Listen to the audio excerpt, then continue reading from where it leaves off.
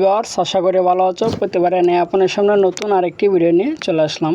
আপনারা যারা আবার এইচএসসি 2024 পরীক্ষা দেবেন, আপনাদের পরীক্ষা কিন্তু আগামী 30 জুন থেকে শুরু হবে, ঠিক আছে। তার আগে কিন্তু আপনাদের কিন্তু একটা জিনিস যে আপনারা কীভাবে যে এইচএসসি যে সিট প্ল্যানটা কীভাবে হবে, ঠিক আছে, আগে থেকে যদি জানা থাকে তাহলে কিন্তু আপনাদের ভালো হবে, ঠিক আছে। অনেকে ইচ্ছা যে আপনাদের যে স্কুলে যে ছাত্র আছে আপনার তাদের কাছে বসতে পারবেন কি না, ঠিক আছে। আজকে এই ধরনের প্রশ্ন উত্তর দেবো, তার জন্য আগে বলে নিই, আপনি যদি এই চ্যানেল নতুন হয়ে থাকেন তো আপনার থেকে রিকোয়েস্ট থাকবে যে এই ধরনের নিত্য নতুন ভিডিও পাওয়ার জন্য অবশ্যই চ্যানেলটি সাবস্ক্রাইব করে পাশে থাকবেন, ঠিক আছে।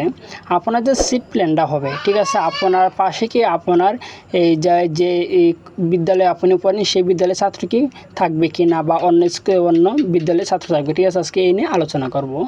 এখানে দেখতে পাচ্ছেন যে আমি একটা সিপ্রিং তৈরি করে রেখেছি, ঠিক আছে। অনেকটা সিপ্রিং আমি তৈরি করে রেখেছি। দেখতে পাচ্ছেন যে আপনাদের বিদ্যালয়ের ছাত্র এবং অন্য বিদ্যালয়ের ছাত্র, ঠিক আছে।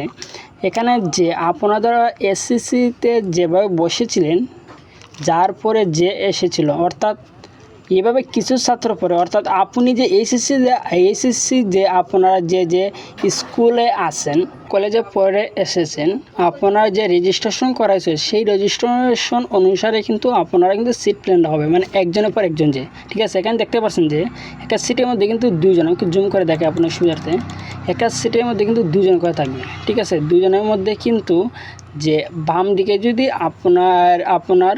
আপনি বসেন, তার অন্য একটা স্কুলের ছাত্র কিন্তু ডান দিকে বসবে, ঠিক আছে। অর্থাৎ এমনি আড়াআড়ি থাকবে, এভাবে কিন্তু আড়াআড়ি আপনি বসতে পারবেন। যে প্রথম ধরেন 1 নম্বর যারা এই দিচ্ছে আপনার স্কুল, ঠিক আছে, আর যে অন্যান্য স্কুল আছে দিচ্ছে অন্য একটা বিদ্যালয়ের ছাত্র, ঠিক আছে। অর্থাৎ এই ধরনের আড়াআড়িভাবে আপনাদের সিট প্ল্যানটা হবে, ঠিক আছে। এইভাবে দেখতে পাচ্ছেন যে আড়াআড়ি মানে সোজাসুজি বসতে পারবেন না, যে আড়াআড়ি আপনি যদি ওই স্কুলে আপনার স্কুলে 1 নম্বর রুল যে সে 2 নম্বর রুল 3 নম্বর রুল এইভাবে, ঠিক আছে। অন্য স্কুলের ছাত্র মানে প্রত্যেকটা কিন্তু আড়াআড়িভাবে কিন্তু, ঠিক আছে। এবার আড়াআড়ি কিন্তু আপনার সিট প্ল্যানটা হবে, ঠিক আছে। আশা করি বুঝতে পেরেছেন যে আপনাদের সিট প্ল্যানটা কীভাবে হবে, ঠিক আছে।